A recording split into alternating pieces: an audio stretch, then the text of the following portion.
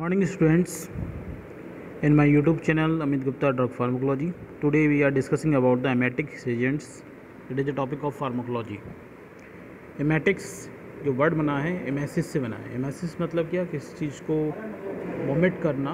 तो जो the agents that produce emesis is called emetic agents. Emesis मतलब vomiting, यानी कि वो एजेंट्स जो वोमिटिंग को इंड्यूस करते हैं उनको हम क्या बोलते हैं, एमेटिक एजेंट्स बोलते हैं, या एमेटिक ड्रग्स भी बोल सकते हैं. ठीक है, तो अब ऐसे स्टार्ट करते हैं एमेटिक एजेंट्स के लिए.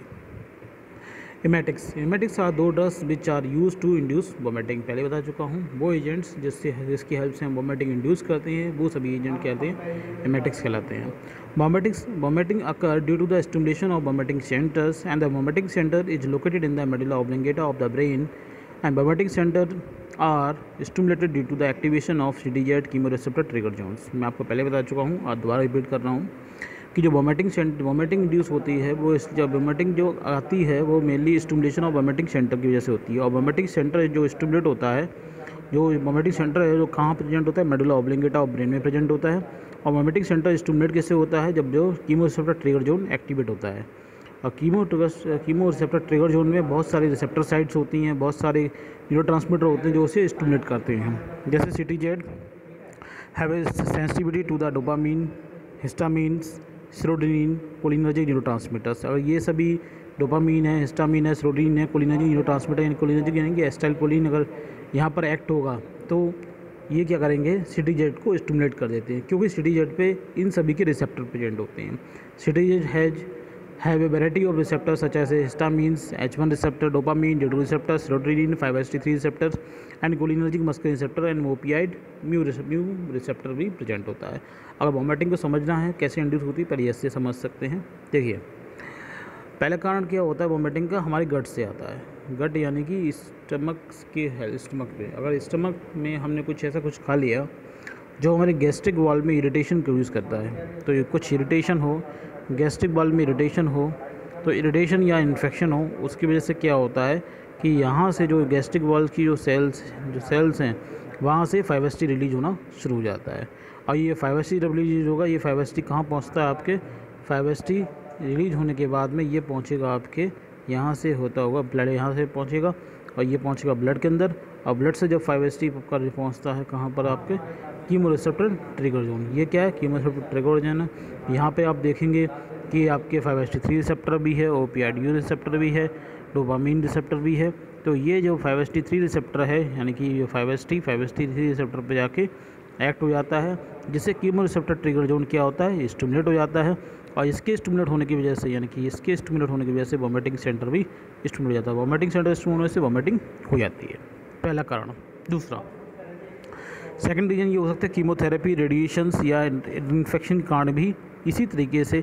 अगर ये तो मैं GI इरिटेशन बताया, कीमोथेरेपी चल रही हो, रेडिएशन हो या इन्फेक्शन हो या कुछ और ड्रग की रेडिएशन हो, तो उन सब से जो इंड्यूस होती है वोमिटिंग मेनली 5-HT3 के थ्रू होती है. 5-HT3 जब रिलीज होता है गैस्ट्रिक म्यूकोसा से, तो वो आपके ब्लड में पहुंचता है, और ब्लड से होता हुआ कहाँ पहुंचता है, कीमोरिसेप्टर ट्रिगर जोन पर पहुंचता है, उसके रिसेप्टर को एक्टिवेट करता है. और रिसेप्टर एक्टिवेट करने से क्या होती है, वोमिटिंग सेंटर स्टिमुलेट हो जाता है, और वोमिटिंग सेंटर स्टिमुलेट से वोमिटिंग हो जाती है. सेकंड कारण, अब आपने सुना होगा कि जो आपकी मोशन सिकनेस होती है, मोशन सिकनेस यानी कि कहीं हम घूम रहे हैं या ट्रैवलिंग कर रहे हैं, ट्रैवलिंग के टाइम में जो वोमिटिंग होती है उसका कारण क्या होता है कि हमारे जो ईयर में दो पार्ट होते हैं, internal ear, external ear. Internal ear में आपका जो वेस्कुलर एपरेटस पार्ट होता है उसमें एक फ्लूइड होता है जो हमारी बॉडी को बैलेंसिंग करता है. उस फ्लूइड में अगर डिस्टर्बेंस हो, फ्लूइड की मोशन ज़्यादा हो जाए, उस फ्लूइड में डिसबैलेंसिंग हो या उस फ्लूइड में मोशन ज़्यादा हो जाए, उस कंडीशन की वजह से क्या होता है, यहाँ से क्या होता है, रिलीज क्या होते हैं, जो आपके मस्कुलिनिक और हिस्टामिन का रिलीज, मस्कुलिनिक M मतलब मस्कुलिनिक, H1 मतलब हिस्टामिन 1 रिसेप्टर, ये सभी क्या होते हैं, एक्टिवेटेड हो जाते हैं. और ये एक्टिवेट होकर सीधे क्या करते हैं, वोमिटिंग सेंटर को स्टिमुलेट कर देते हैं, जिससे वोमिटिंग हो जाती है. ठीक है, ये वोमिटिंग हो गया इस तरीके से. इसी तरीके से कॉर्टेक्स पार्ट में भी वोमिटिंग हो जाती है. कुछ हमें स्मेल ऐसा लिया, कुछ साइटोजेनिक स्टिमुली हुई जो हमें बहुत अजीब लग रही है, तो कॉर्टेक्स पार्ट से क्या हुआ, कुछ कॉर्टेक्स स्टिमुलेट हुआ, कॉर्टेक्स स्टिमुलेट होने से क्या वोमिटिंग सेंटर स्टिमुलेट हुआ, वोमिटिंग सेंटर से वोमिटिंग हो जाती है. तो ये हुआ वॉमिटिंग का। हमको क्या करना है, वॉमिटिंग रोकना है।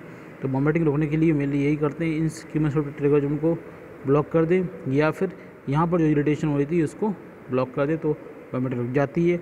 अगर इसको स्टिमुलेट करते हैं, इरिटेशन बढ़ा देते हैं, या कीमोथेरेपी ट्रिगर जोन को एक्टिवेट कर देते हैं तो वॉमिटिंग हो जाती है।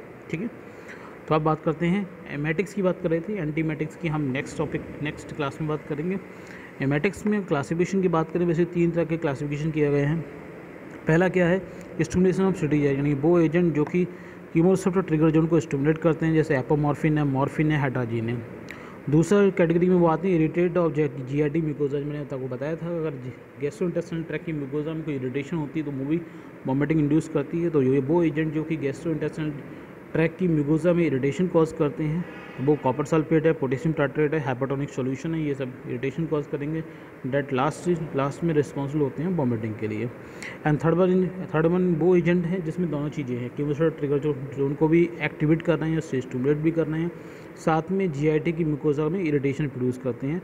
वो सभी एजेंट क्या है, सिफेडिन है, इपिकाक है, इमेटिन्स है, ये सभी ऐसे काम करते हैं। ठीक है, अब बात करता हूँ मैं एक ड्रग की, इमेटिन की। Emetines is a alkaloid obtained from ipecac से ऑप्टेन किया जाता है, एक एल्कलाइड कंपाउंड है। It is use in the treatment of amoebiasis, इसको अमीबेसिस के ट्रीटमेंट में भी यूज़ किया जाता है। अमीबेसिस यानी एंटोमिया हिस्टोलिका से जो इन्फेक्शन होता है, दैट इज़ द अमीबेसिस, उसके ट्रीटमेंट में भी इस इमेटिन को भी यूज़ कर सकते हैं, क्योंकि वो अमीबेसिस में जो एंटोमिया हिस्टोलिका होता है इसको किल करने का काम करता है, इसलिए उस डिसऑर्डर में भी यूज़ करते हैं। मोड ऑफ एक्शन की बात करें, मैकेनिज्म एक्शन की बात करें तो क्या है, it is stimulate CTZ and produce irritation in stomach mucosa. CTZ को स्टिमुलेट करेंगे, साथ में गैस्ट्रिक म्यूकोजा में इरिटेशन कॉज करेंगे, जिसकी वजह से क्या होती है, stimulate the vomiting centre stimulate हो जाता है और वॉमिटिंग होना शुरू हो जाती है। फार्मुलेशन बात करें, फार्मुलेशन ज़्यादा नहीं है, बस 2 ही हैं इसके। वही बात है कि stimulate the vomiting centre, induce vomiting and also use as anti dysentery, यानी कि अमीबियासिस में यूज़ करते हैं, क्योंकि ये क्या करती है, it kill the entamoeba histolytica bacteria, वो सारी प्रोटोजोआ, जिसकी वजह से ये एंटी डिसेंट्री इफेक्ट प्रोड्यूस करते हैं। एडीएमई की बात करें, ओरल रूट दे सकते हैं, ये एक्यूमुलेट होते हैं लिवर, लंग्स, किडनी में और स्लोली एक्सीड आउट होते हैं through the urine. Adverse effect की बात करें तो एब्डोमिनल पेन, मसल्स वीकनेस, टैचिकार्डिया हो सकता है अगर हम इसको वॉमिटिंग इंड्यूस कराएंगे उस टाइम। कंट्राइंडिकेशन की बात यह है कि कुछ कंडीशंस होती हैं जिसमें हम इमेटिक नहीं दे सकते हैं, वो कंडीशन क्या है इसको हमें ध्यान रखना चाहिए। पहला कंडीशन क्या है, कोरेसिव एसिड एल्कलाई पॉइजनिंग, किसी ने अगर एसिड या बहुत ज़्यादा एल्कलाई सब्सटेंस ले लिया है, उस कंडीशन में हम वॉमिटिंग नहीं कराएं, क्योंकि वो जो एल्कलाइन सब्सटेंस है या एसिड सब्सटेंस है जो वॉमिटिंग होते हुए हम कराएंगे तो ईसोफेगस को इंजर्ड कर सकता है, ईसोफेगस की म्यूकोजा को डैमेज कर सकता है, रिस्क होती है उसमें ईसोफेगस की में इंजरी होने के लिए। इसलिए उस कंडीशन में हम ये पहला पैटर्न रहता है कि एसिड या एल्कलाई है तो उसको हम किसी ऐसे सब्सटेंस का यूज़ करें जो जिससे वो न्यूट्रल हो जाए। सेकंड कंडीशन ये, अगर सीनियर स्टिमुलेंट कोई ड्रग पॉइजनिंग हुई है उस कंडीशन में वॉमिटिंग ना कराएं, क्योंकि वॉमिटिंग कराते कि हमें क्या होता है कि कन्वल्सन्स होने के चांसेस बढ़ जाते हैं। स्टिमुलेंट ब्रेन को एक्टिव करेगा, साथ में एमेटिक एजेंट्स भी कुछ ब्रेन को स्टिमुलेट करते हैं, तो उससे क्या है कि जब दोनों एजेंट्स ज़्यादा अमाउंट पहुँचेंगे तो चांसेस ऑफ एपिलेप्सी या कन्वल्सन्स के चांसेस बढ़ जाते हैं। तो इसको अवॉइड करने के लिए हम इस कंडीशन में एमेटिक्स नहीं देंगे during the poisoning of CNS stimulants.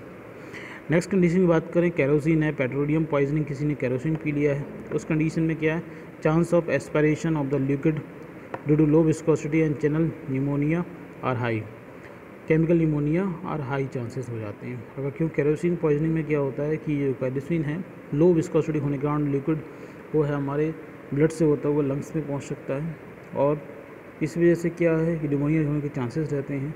तो इसलिए अगर हम वॉमिटिंग कराएंगे तो चांसेस है कि वो आपके ईसोफेगस से होता हुआ कहीं हमारे ट्रैकिया में इंसर्ट ना कर जाए, और इंसर्ट कर जाएगा एल्वलाई में पहुंच जाएगा तो निमोनिया जैसी कंडीशन इंड्यूस हो सकती है। इसलिए अगर कैरोसिन पॉइजनिंग या पेट्रोलियम पॉइजनिंग हुई उस कंडीशन में भी हम वॉमिटिंग एजेंट या एमेसिस एजेंट्स या एमेटिक एजेंट्स नहीं देते हैं। नेक्स्ट कंडीशन, अनकॉन्शियस पेशेंट है तो उस कंडीशन में नहीं देंगे अनकॉन्शियस में, क्योंकि हम अनकॉन्शियस पेशेंट को अगर एमेसिस एजेंट दे देंगे तो उसके लैरिंगल में वो रिफ्लेक्स इंड्यूस नहीं होगा जो कि वॉमिटिंग करा पाए। And last one is the morphine and फिजाइड पॉइजनिंग। बोथ पॉइजनिंग में हम नहीं देते हैं क्योंकि इमेटिंग एजेंट्स होते हैं, इस कंडीशन में अपना इफेक्ट नहीं शो करेंगे। क्योंकि मॉर्फिन पॉइजनिंग है तो भी क्या है कि हमारा सीटी जो वॉमिटिंग सेंटर है वो बहुत डिप्रेस होगा, एक्टिवेट नहीं हो पाएगा, और फिनोटाइप पॉइजनिंग में भी सेम केस होता है कि जो CTZ या हमारा इमेटिंग सेंटर वो डिप्रेस हो जाता है, जिस वजह से हम इमेटिक एजेंट यूज़ करेंगे तभी वो एक्टिवेट नहीं हो पाएगा। तो ये सब केसेस, ये सब 4-5 केसेस थे जिस केसेस में हम कंट्राइंडिकेट करते हैं इमेटिंग के लिए। लास्ट में यूज़, मेनली इसका यूज़ क्या है, to evoke of the undesirable substance like a poisoning, अगर किसी ने कुछ अनडिज़ायरेबल सब्सटेंस खा लिया है तो उसको बाहर निकालने के लिए हम इमेटिक एजेंट्स को यूज़ करते हैं। ठीक है, ये कंप्लीट हुआ आपका इमेटिंग एजेंट एंड इसके क्लासिफिकेशंस। नेक्स्ट क्लास में हम बात करेंगे एंटीमेटिक एजेंट्स की, और एंटीमेटिक एजेंट के साथ में आपका GI कैरेक्टर और GIT लास्ट का ख़त्म हो जाएगा। इसके बाद हम लास्ट यूनिट पे आपकी डिस्कस करेंगे। ठीक है, अगर ये वीडियो समझ में आया हो तो लाइक कीजिएगा, और कोई चीज़ क्लियर ना हो तो कमेंट बॉक्स में ज़रूर पूछिएगा, और आपको लगता है कि वीडियो किसी को शेयर करके उसके लिए हेल्पफुल हो सकता है तो शेयर जरूर कीजिएगा, और चैनल सब्सक्राइब नहीं किया तो सब्सक्राइब कीजिएगा। नेक्स्ट वीडियो मिलेंगे, तब तक के लिए थैंक यू।